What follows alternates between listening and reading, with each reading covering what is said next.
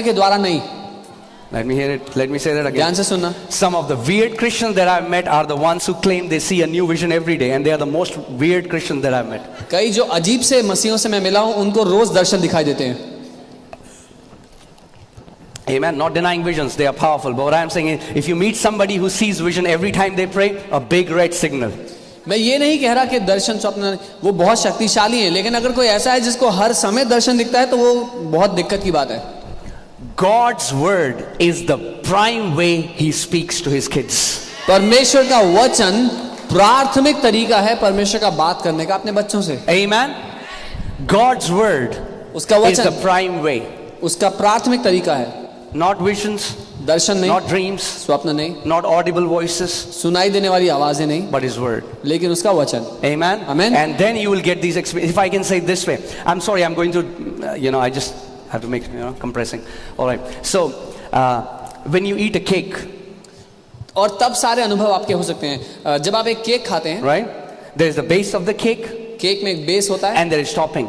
और फिर उस पर टॉपिंग होती है। Cake tastes good because there is a nice base, and then there is a nice topping. Cake अच्छा इसीलिए चखने में होता है क्योंकि उसका बेस अच्छा है, उसकी टॉपिंग Put अच्छी some है। cherry on the top. There is some whipped cream, कुछ चेरी है, कुछ क्रीम है, right? है ना? In the same way, ठीक वैसे the word of God is the base, परमेश्वर का वचन जो है वो नींव है, बेस है, and a vision and dream can be like a topping on the top.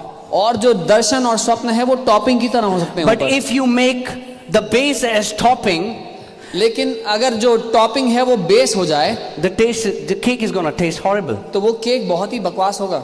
Amen. Are you guys with me? Right? All right. So, and God has given us, as His divine power has given us all things. How? Through the knowledge. तो परमेश्वर ने सारी बातें जो हमें दी हैं अपनी ईश्वरीय सामर्थ्य के अनुसार वो कैसे मिलती हैं? उसके ज्ञान के द्वारा। Praise God. You're good students. अच्छे शिष्य। Amen. One time I was praying and the Lord said, He said, do you know why Jesus was the best teacher? एक दिन मैं प्रार्थना करता हूँ, परमेश्वर ने कहा पता है क्यों यीशु सबसे अच्छा टीचर रहा है? I said, no Lord. मैंने कहा क्यों प्रभु? He said, because he was the best student. उसने कहा क्योंकि वो सबसे अच्छा शिष्य रहा है। The problem is so many Christians wants to teach the word but they never want to submit and learn. That's the problem. दिक्कत है कि बहुत से मसीह वचन सिखाना तो चाहते हैं लेकिन पहले खुद सीखना नहीं चाहते। Only the best students become the best teachers. केवल सबसे अच्छे शिष्य ही सबसे अच्छे शिक्षक बनते हैं। Amen. All right, you are good students. आप अच्छे शिष्य हैं। Let's go to Isaiah 5:13. The Bible says, God is saying, my people have gone into captivity because they have no knowledge. यशायाह 5:13 वचन में परमेश्वर कह रहा है कि मेरे लोग बंधनों में इसलिए पड़ गए क्योंकि उनको ज्ञान नहीं था। Okay. What kind of knowledge? किस तरह का ज्ञान? The knowledge of His word. उसके वचन का। Because His word reveals His will. क्योंकि उसका वचन उसकी इच्छा, उसकी मर्जी So हमें many बताता times है। people will come, they say, Pastor, कई बार लोग आते कहते pastor ji, I want to know what the will of God is. मैं परमेश्वर की इच्छा जानना चाहता हूँ। ये रही।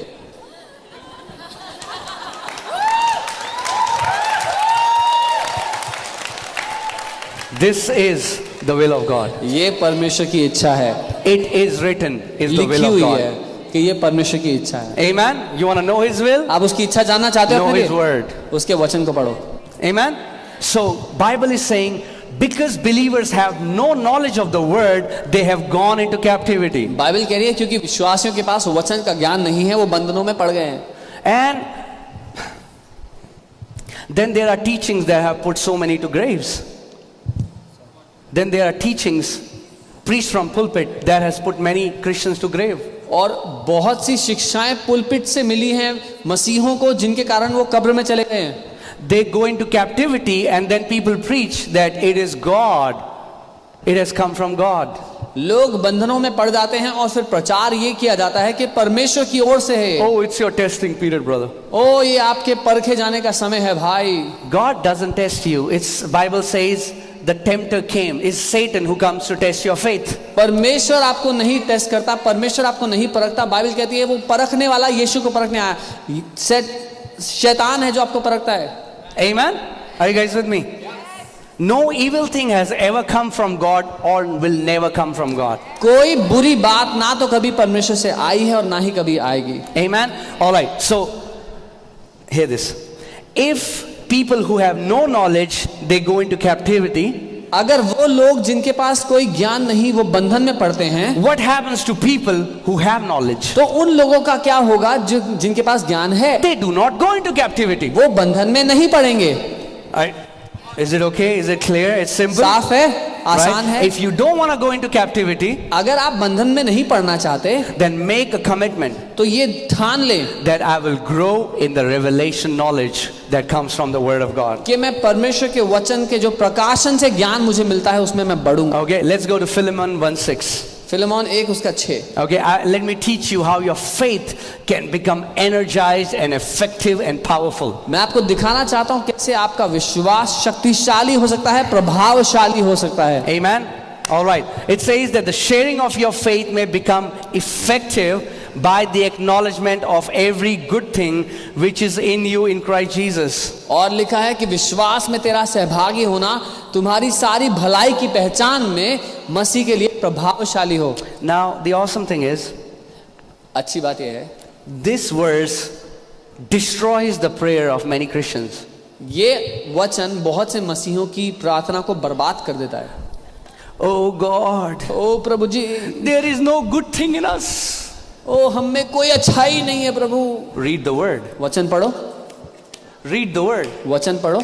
Oh God, O Prabhu ji, nothing good comes from us. हमसे तो कुछ अच्छा Oh, we आता are ही नहीं bad, है। we हम are तो evil, बुरे we are हैं, this, दुष्ट and we are हैं, that. ये हैं। We have no good. कोई Well, the भलाई Bible नहीं। says बाइबल कह रही है there are many good things in you बहुत सी अच्छी बातें हैं because आपके you are in अंदर, Christ Jesus. क्योंकि आप मसीह में हैं। Amen. आमीन। Let's read it again. दोबारा पढ़ते हैं। And not only there are good things in you, the Bible is saying you have to acknowledge those good things.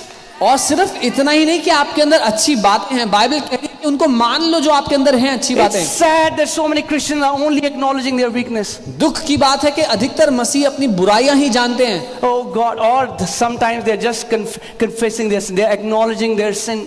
और अधिकतर लोग जब प्रार्थना कर रहे हैं तो अपने पापों को बोल रहे हैं। If your faith becomes effective by acknowledging the good things, that means your faith becomes ineffective when you acknowledge your weaknesses. अगर आपका विश्वास प्रभावशाली तब होता है जब आपके अंदर अच्छी बातें जो हैं उनको आप मान लो, तो आपका विश्वास तब कमजोर पड़ता है जब आपके अंदर जो अच्छी बातें हैं उनको आप ना मानो। Amen. And again, the word acknowledgement comes from the Greek word epignosis, which means full knowledge. और मान लेना या जो पहचान शब्द है वो एपिग्नोसिस शब्द से आता है, जिसका मतलब है पूरी जानकारी होना। Come on, turn to your neighbor and say, neighbor, अपने पड़ोसी को देखें, बोले पड़ोसी, there are many good things in me in Christ Jesus. मेरे अंदर बहुत सी अच्छी बातें हैं मसीह में आने के बाद। Wow, isn't that a revelation? क्या ये प्रकाशन नहीं है? Isn't that a revelation? Because so many people look at themselves and all they see is what is wrong with me. क्योंकि अधिकतर लोग अपनी जिंदगी देखते हैं और कहते हैं दिक्कत क्या है मेरी। Amen. But God's word is telling you, hey, your faith is not effective because you're not acknowledging the good things that are in you. लेकिन परमेश्वर का वचन आपको बता रहा है आपका विश्वास इसलिए काम नहीं कर रहा क्योंकि जो अच्छी बातें आप में हैं उनको आप मानने को राजी नहीं हो। God, I'm a sinner. प्रभु मैं पापी। प्रभु मैं तो पापी हूँ। Stop such nonsense prayers. बंद कर दें ऐसी If बेकार की you think प्रार्थना। God is pleased by such prayers, you are deceived. अगर आपको लगता है परमेश्वर प्रसन्न होता है ऐसी प्रार्थनाओं से तो आप धोखे में हो। These are unbelieving prayers. These are ignorant prayers. These are stupid prayers. ये अविश्वास से भरी हुई, अज्ञानता से भरी हुई और बेवकूफी से भरी हुई प्रार्थनाएं हैं। Don't try to muster pity in God's heart because you are trying to show that how terrible you are. परमेश्वर के दिल में तरस जगाने की कोशिश मत करो ये दिखा के कि मैं कितना खराब हूं। थोड़ा भिखारी नहीं हो आप। You're not a beggar. You are God's sons and daughters. आप परमेश्वर के बेटे और बेटियां हो। You are sons and daughters. आप परमेश्वर के बेटे And बेटियां हो। sons and daughters don't beg, they demand. और बेटे और बेटियां भीख नहीं मांगते, वो हक से मांगते हैं। Amen. कभी देखा आपने आपका बच्चा के mummy? Have you ever seen your children begging you for food? Amen. you need to know who you are. आप जानना जरूरी है कि आप कौन हो। And the only way you will know who you are is when you will see yourself in the mirror. और एक ही तरीका है कि आप कौन हो आप तब जानोगे जब आप उस शीशे में देखोगे। Amen. All my sisters, मेरी सारी there is बहनें, also another kind of mirror. एक दूसरे तरह का शीशा भी है आपको देखने के लिए। Amen. There is another kind of mirror एक दूसरे तरह का शीशा है आपके that लिए will show you how you are in Christ Jesus. जो आपको दिखाएगा आप मसीह में कैसे हो, And that will show you who you are in Christ जो आपको Jesus. दिखाएगा आप मसीह में कौन So हो। when you look at this mirror, जब इस शीशे को देखो oh, you will say, man, I am anointed. Man, I am appointed. I am an overcomer. Oh, I shall be above only. I will not be beneath. I am blessed. I am highly favored. जब आप इस शीशे को देखोगे तो जानोगे कि मैं अभिषिक्त हूँ, मैं परमेश्वर की ओर से चुना गया, मैं उसकी ओर से रखा गया, परमेश्वर की तरफदारी मेरे जीवन के ऊपर है। Amen. That's what Bible calls, this is where you check, this is the law of liberty. This, when you look at yourself, you're like, man, I look so wonderful in my spirit. इसको Bible कहती है आजादी की व्यवस्था। जब आप इस आजादी की व्यवस्था को देखते हैं तो आप जानते हैं कि आप कितने अद्भुत हैं। Amen. Amen. People can tell you, लोग कह सकते हैं you are good for nothing. कि तुम किसी काम के लिए अच्छे नहीं हो, But when you look yourself in the mirror, you know what? The world gives you a wrong picture. God's words gives you the true picture of who you are. जब आप परमेश्वर की इस तस्वीर को देखेंगे तो आप जानेंगे कि आप कौन हैं। दुनिया आपको एक खराब तस्वीर देगी आपकी, लेकिन परमेश्वर आपको एक अच्छी तस्वीर देगा आपकी। Amen. God's word will show you how God sees you. परमेश्वर का वचन आपको दिखाएगा कि वो आपको कैसा देखता है। Amen. All right, let's see this again. Let the sharing of your faith may become effective by the acknowledgement of every good thing. How many things? You need to acknowledge every good thing which is in you in Christ Jesus. तो तुम्हारा विश्वास में सहभागी होना तब प्रभावशाली होगा जब तुम हर एक अच्छी बात को पहचान लोगे जो तुम्हारे अंदर है मसीह यीशु में आने के When was the बाद। last time you prayed, Father, I thank you that I am your son? कब था पिछली दफा जब आपने ऐसे प्रार्थना की, पिता मैं धन्यवाद देता हूं कि मैं आपका बेटा हूं। When was the last time you said, Father, I thank you because I am a co-heir with Christ Jesus? कब था पिछली बार आपने प्रार्थना में जब ये कहा, पिता मैं धन्यवाद देता हूं कि मैं मसीह के साथ संगी वारिस हूं। Jesus, Yeshu you are my Lord. आप मेरे प्रभु हो। Sickness and disease have no power over me. बीमारी और रोग का मुझ पर कोई बस नहीं चलेगा। I am forgiven मैं माफ किया जा चुका and हूं free from sin and guilt. और आजाद हूं पाप I और am दोष blessed से। and highly favored. मैं आशीषित हूं और बड़ी तरफदारी मेरे ऊपर है। Amen. Now that's how New Covenant Church is supposed to pray like. अब ये तरीका है जिसके द्वारा नई कलीसिया को प्रार्थना करनी चाहिए। Amen. Come on, we have to change the way we pray. हमें बदलना पड़ेगा कि हम प्रार्थना कैसे कर रहे हैं। Stop begging. भीख मांगना बंद करो। Stop begging. भीख मांगना बंद करो। God doesn't like when you beg. परमेश्वर को बिल्कुल पसंद नहीं जब आप भीख मांगते हैं। Would you like if your kids come to you and beg? आपको पसंद आएगा आपके बच्चे आपसे भीख मांगे आके? Imagine you have guests. You're like, कल्पना करें घर पे मेहमान आए हुए हैं। हमारी बेटी बहुत अच्छा गाना गाती है, हमारी बेटी गाना गा के सुनाएगी हमको। Our daughter sings very well, she'll sing. बेटा इधर आओ। मम्मी खाना नहीं है, मम्मी भूख लग रही है। The guests will think you are terrible mom and dad. आपके मेहमान सोचेंगे कितने बुरे माँ बाप हैं आप। The kids have to beg for food. बच्चे को भीख मांगनी पड़ती है खाने के लिए। Jesus said, if men being evil know how to be good to their children, how much more will Heavenly Father be good to us? यीशु ने कहा जब मनुष्य बुरे होते हुए भी जानते हैं कि कैसे अपने बच्चों के साथ भलाई करनी है, तो कितना ज्यादा हमारा स्वर्गीय पिता हमारे साथ भलाई करेगा, क्योंकि वो अच्छा है। Amen. And why are so many Christians begging? क्यों कई मसीह लोग भीख मांग रहे हैं? Because they have no knowledge. क्योंकि उनको कोई ज्ञान नहीं है। Because they think it's God who is not giving them what they want. क्योंकि वो समझते हैं परमेश्वर है जो रोक के रखा हुआ जो वो मांग रहे हैं। So remember this. I pray Holy Spirit will put it in your heart, so that every time you pray, God, when will you do it? You'll hear my voice 2,000 years ago, 2,000 years ago, 2,000 years ago. तो मेरी ध्यान से सुनिएगा ये बात कि अगली बार जब आप प्रार्थना करोगे, परमेश्वर कब मेरे को ये दोगे, कब मेरे साथ ऐसा करोगे, तो आपको मेरी आवाज आए कि 2000 साल पहले दे दिया है, 2000 साल पहले हो गया है. Amen? So stop trying to convince God. इसलिए परमेश्वर को राजी करना बंद कर दो. Try to convince your heart. अपने दिल को राजी कर लो. And how will your heart be convinced? और आपका दिल कैसे राजी होगा? When you fill it with the word of God. जब उसको परमेश्वर के वचन से भर दोगे. Amen? Amen. When your heart is filled with the word, जब आपका दिल वचन से भर जाएगा, it will be easy for you to believe. तो आसान होगा विश्वास करना. Amen? How many people are getting what I'm saying? कितने लोग समझ रहे हैं जो मैं कह रहा हूँ? Amen? All right. So let's go to Romans 4:19. Romi 4:19. I'm quickly trying to preach. All right. And you have to quickly receive. Okay? Quickly. Okay? All right. Romans 4:19. Romi 4. It says for Abraham that Abraham, not being weak in faith, he did not consider his own body. और यहाँ लिखा है कि वो विश्वास में कमजोर ना पड़ा और उसने अपनी देह की ओर ध्यान ना दिया. Now hear this. Abraham, and I told you, we can become weak in faith. और मैंने बताया था हम विश्वास में कमजोर पड़ सकते And हैं. Bible is teaching us how. और बाइबल बता रही है कैसे. Abraham did not become weak in faith because he considered not his body.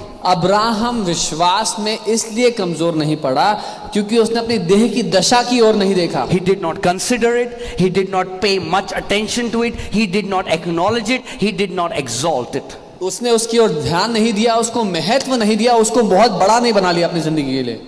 And in our context, और हमारे विषय में Abraham's body simply means your natural circumstances. Abraham की देह का अर्थ है आपकी जिंदगी के आसपास जो परिस्थितियां हैं. To simply say it, आसान बोलूं, when God said, I will make you a father of many nations, Abraham did not put his butt in between. जब परमेश्वर ने अब्राहम से कहा कि मैं तुझे देशों का पिता बनाऊंगा, तो अब्राहम ने लेकिन नहीं बोला. He didn't say, God, but, लेकिन प्रभु, but, लेकिन, no but, no if. कोई लेकिन नहीं, कोई परंतु नहीं, Only the word of God. केवल वचन. Amen. When God says something, जब परमेश्वर कुछ कहता है, we say yes sir. हम कहते हैं जी हुजूर. How it shall be done is not your business. कैसे होगा आपका काम नहीं है. Okay, turn to your neighbor.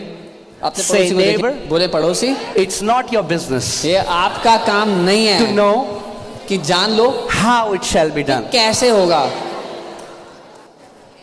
God says, believe. He didn't say find out how. परमेश्वर कहता है विश्वास करो, वो नहीं कहता पता लगाओ कैसे. Amen. आमीन. No farmer goes, takes a seed and say, नहीं, मैं तो तब तक नहीं बोऊंगा, पहले बताओ कैसे पेड़ बनेगा ये. कोई भी किसान जाके ऐसा नहीं करेगा बीज लेके, I will not sow it till I know how this will become You don't a go tree. to the airport and say, मैं नहीं बैठूंगा अंदर, पहले मुझे बताओ कैसे उड़ता है plane.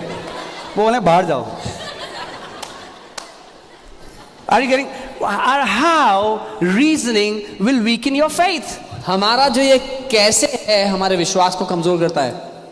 If God says something, you believe it. अगर परमेश्वर कुछ कहता है तो आप उसको मान लो. Put a period, don't put a comma and but. वहां पर पूर्ण विराम लगा दो, कॉमा मत लगाओ, लेकिन मत लगाओ. Amen.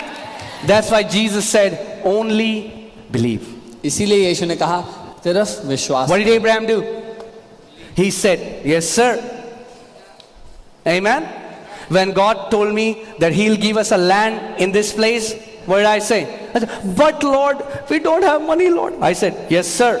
जब परमेश्वर ने हमसे कहा कि वो हमें इस क्षेत्र में भूमि देगा, तो मैंने ये नहीं बोला कि लेकिन प्रभु पैसे तो है नहीं. मैंने बोला जी हुजूर. Amen. आमीन.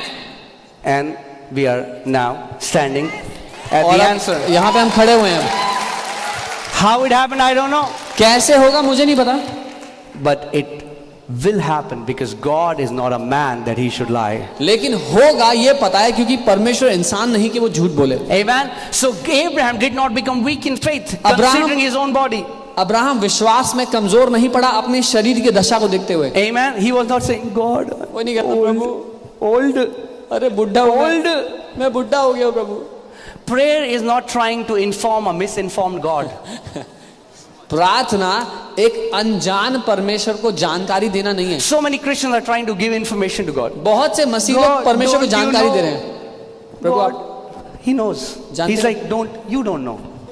प्रभु I तो know. जानता है, आप नहीं जानते हो। I know, you don't वो know. कह रहा है मैं जानता हूँ, You तुम नहीं don't know जानते what हो। my word says. That's why you're begging like this. तुम नहीं जानते मेरा वचन क्या कह रहा है, इसीलिए ऐसे भीख मांग रहे हो। Amen?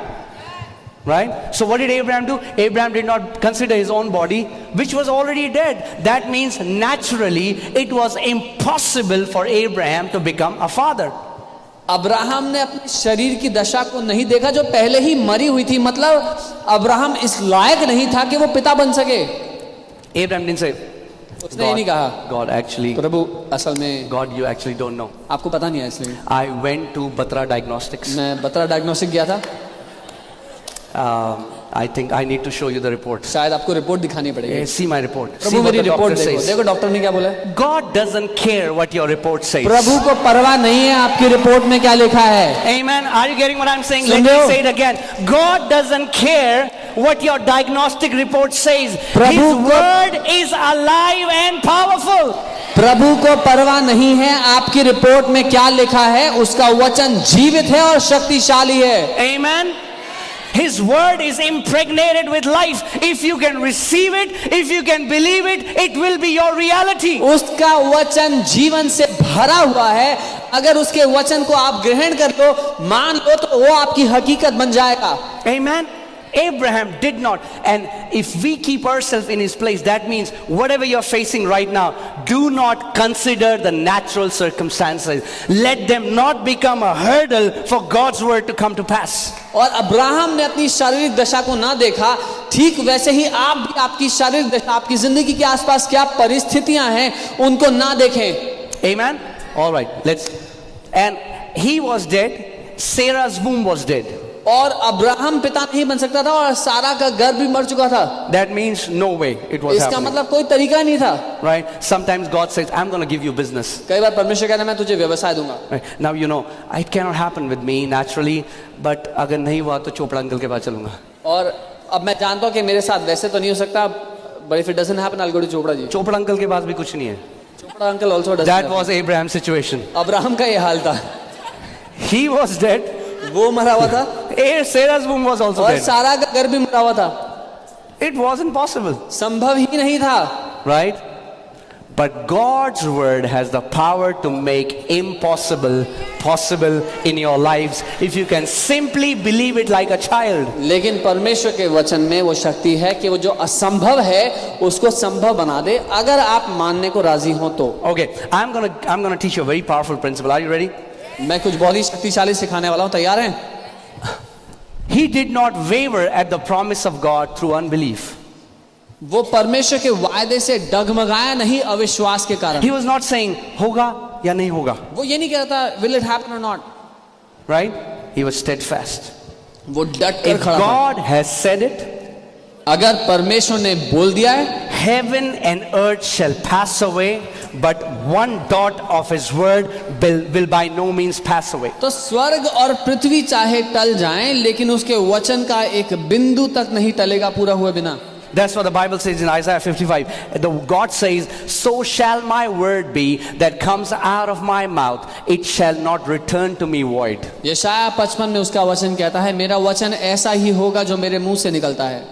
Amen. So Abraham did not waver at the promise of God, Abraham परमेश्वर के वायदे से डगमगाया नहीं, but was strengthened in faith. लेकिन विश्वास में मजबूत Say होता रहा। strengthened in faith. बोले मजबूत होता रहा विश्वास में। Abraham did not become weak in faith, Abraham विश्वास में कमजोर नहीं पड़ा considering his natural circumstances, अपनी शारीरिक दशा को देखकर, but he was strengthened in faith. लेकिन वो विश्वास में मजबूत होता गया। Man, this is one of the most powerful secrets if you can learn it from the ये Bible. सबसे शक्तिशाली सिद्धांतों में से है, अगर आप सच में सीख लें ये सत्य।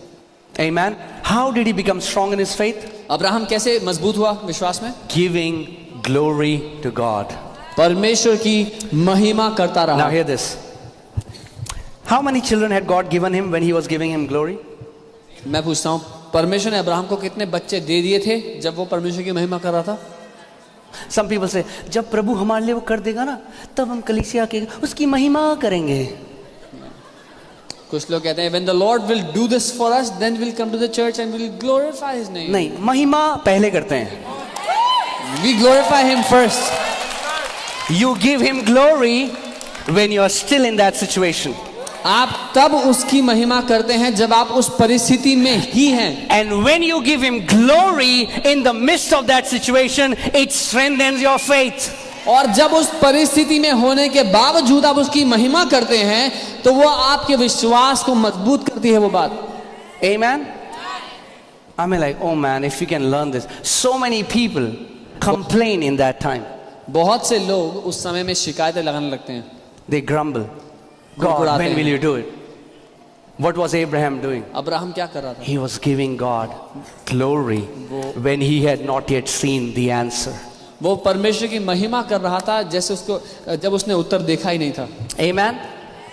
How do you give God glory? You worship God. कैसे आप परमेश्वर की महिमा करते हैं? And उसकी now आराधना I want करते to हैं. teach you one of the most powerful things that many in the church don't know. और मैं बहुत ही शक्तिशाली बात को सिखाने वाला हूँ जो बहुत से लोग नहीं जानते. If I call an average Christian and I say, okay, worship God. अगर मैं एक सामान्य विश्वासी को बुलाऊं और कहूं परमेश्वर की आराधना करो, So they'll say, गिटार भैया गिटार नहीं है. so they'll ask for a guitar or an instrument. Abraham के पास गिटार नहीं था. Abraham also didn't have a guitar. Are you getting it?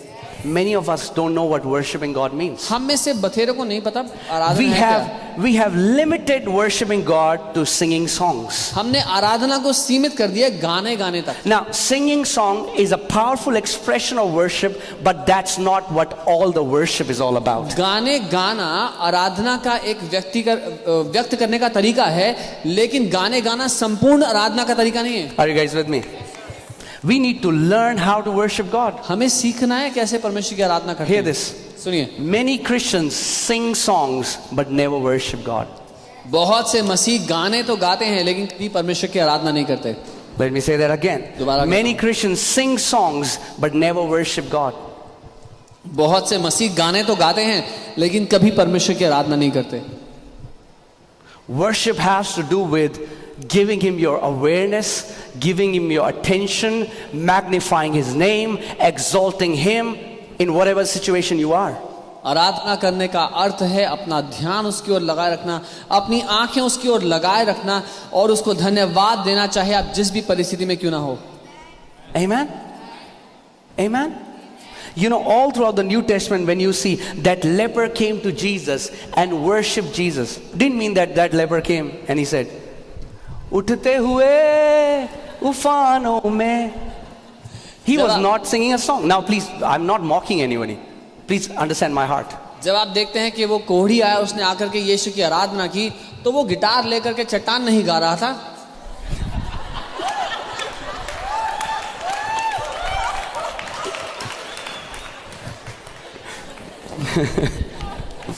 Amen. Are you getting what I'm saying? He was worshiping Jesus. वो यीशु की आराधना कर रहा था. Now hear this. सुनिए, Worshipping means taking your awareness off your natural circumstances and giving your entire awareness to Jesus. आराधना करने का अर्थ है अपना पूरा ध्यान अपनी शारीरिक परिस्थिति में से निकाल करके वो सारा ध्यान परमेश्वर को दे देना. Amen. So how does worship look like? तो आराधना कैसी दिखाई देती है? It looks like you lifting your hands wherever you are in your house, वो दिखाई देती है जब अपने घर में तो अपने हाथ होता in your आपने उठाए kitchen, हुए हैं. in your bedroom, and you're saying, "Father, I worship you. You are so good, Father. I adore you. I glorify you, Father.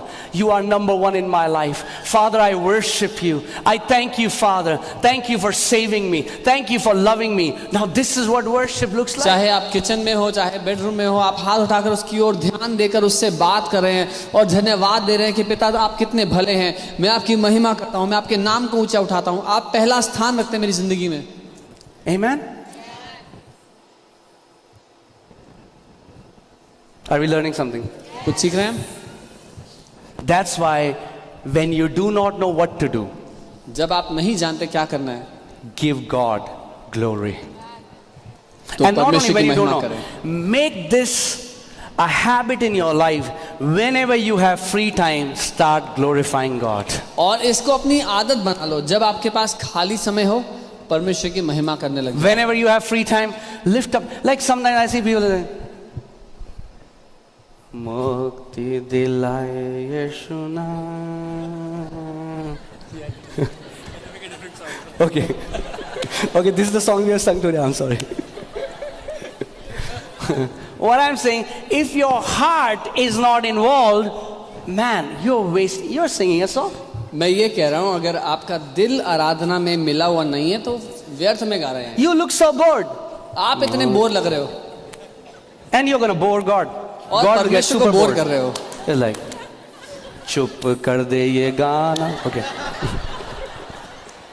Even worship it comes from the heart. Jesus said for Pharisees and Sadducees, he's like, in vain do you worship me, because you worship me with your lips, but your hearts are far away from me. यीशु फरीसियों से कहते हैं कि तुम बेकार में मेरी आराधना कर रहे हो, क्योंकि होठों से तो तुम मेरी आराधना कर रहे हो, लेकिन तुम्हारे दिल मुझसे कोसों दूर हैं. That expression of worship should arise from the depth of your heart. आराधना आपके दिल की गहराई से उठनी चाहिए. Amen. That means if you have a child who is sick, अगर किसी का बच्चा बीमार है and you are waiting to receive an answer, और वो इंतजार कर रहे हैं अपने बच्चे की you lift up चंगाई your का, hands and you say, I thank you, Jesus. अपने हाथों को उठा के धन्यवाद. You are my healer. Yeshu, You are my personal miracle worker. आप मेरे चंगा करता है, You मेरे bore चमत्कार our करता है. sicknesses and carried our pains, Jesus. आपने हमारी बीमारियों, हमारे I दर्द look को to you सह as दिया. my healer. आप मेरे चंगा करता So है. what are you doing? You are taking your awareness off your sick child and you are giving all your awareness to Jesus. आप क्या कर रहे हैं? अपने ध्यान अपने बीमार बच्चे से हटा करके आप यीशु पर डाल रहे हैं. That's what worship is. ये है आराधना. Amen. Are you guys alive? जीवित हैं? Okay, praise God. प्रभु की स्तुति हो. Okay, I'll quickly, right? Okay, let's see John 3:17. The thing is, so many people don't know why things are wrong in their life. And many times, if you think that you are in a season of testing, that kind of mindset will kill you. और कई बार लोग नहीं जानते कि उनकी ज़िंदगी में क्या खराबी, क्या दिक्कत क्या है. और अगर आप ये सोचते हैं कि आप एक सीज़न, एक मौसम में से गुजर रहे हैं जहां पर आपको परखा जा रहा है, तो ऐसी मानसिकता रखना आपको मार सकता है. Oh brother, God is testing me with sickness, brother. ओ भाई, परमेश्वर मेरी परीक्षा ले रहा है बीमारी के द्वारा. Yeah. That's an ignorant Christian talking. That's an ignorant Christian talking. हाँ, ये एक अनजान मसीह है जो बात कर रहा है, Who is not aware of his word. जिसको परमेश्वर के वचन के बारे में नहीं पता. We are not supposed to carry anything. Okay, let me give you an example. Okay, Danny is my guy. Okay, for example, उदाहरण के लिए my phone. मेरा Okay, my phone is here and Danny took it away. Danny, go and sit. He took away my phone. उदाहरण के लिए Danny मेरा phone लेके बैठ गया जाके. Okay, and you came to me and you said, your phone? और आपने आके कहा कि आपका phone. I said, I don't have it. मैंने कहा मेरे पास नहीं है. Why I don't have it? क्यों मेरे पास नहीं है? Because he took it away. क्योंकि वो ले गया. If he took it, अगर वो ले गया I don't have it. तो मेरे पास नहीं है. He took our sicknesses and carried our pains. 2,000 years ago, he took it. If he took it, I don't have to take it. उसने हमारी बीमारियां ले ली और हमारे दर्द उठा लिए. अगर उसने ले ली और उठा ली तो हमारे पास नहीं है. Amen. God is not schizophrenic. He took it and then he gives it. And he takes it and he gives it. And like, take it, give it. Take it, give it. परमेश्वर को भूलने की बीमारी नहीं है कि पहले तो उसने उठा ली हमारी बीमारियां, फिर दे दी वापस, फिर उठा ली, फिर दे दी. If he took it once and for all. अगर उसने हमारी बीमारियां खुद पे उठा ली तो एक बार और हमेशा के लिए ले ली. Amen. So when enemy comes and tries to put sicknesses in your body, you say, no devil, I will not receive it because my Lord took it. तो जब दुश्मन आए और बीमारी आपके जीवन में डालने की कोशिश करे तो आप कहें, नहीं शैतान, मेरे प्रभु ने बीमारी अपने ऊपर ले ली तो मैं इसको नहीं लूंगा. He took it. उसने ले ली. He took my sicknesses and उसने carried मेरी my बीमारियां pains. ले ली, मेरे दर्द He उठा took लिए. your cancer. He उसने took आपके your कैंसर को ले diabetes. लिया, He आपके took your डायबिटीज heart को ले लिया, condition. He आपके took हृदय your रोग को ले blood लिया, pressure disorders आपके ब्लड प्रेशर and डिसऑर्डर को ले every लिया. sickness and diseases. और हर एक रोग He और took बीमारी it. उसने ले ली है. Amen. Amen. And He's waiting for you to rise up in faith and appropriate that. और वो आपका इंतजार कर रहा है कि विश्वास में उठ खड़े हो और उस पर कब्जा कर लो. Why should we pay for something that Jesus has already paid? हम क्यों उस बात का बिल भरें जो जिसका बिल यीशु ने पहले ही चुका Why दिया है? should you suffer with a sickness for which Jesus already suffered? क्यों आप उस बीमारी से सताव में पड़े जो यीशु ने पहले ही सह ली अपने ऊपर? He suffered so that you don't have to suffer. यीशु ने सह लिया ताकि आपको ना सहना पड़े. Amen.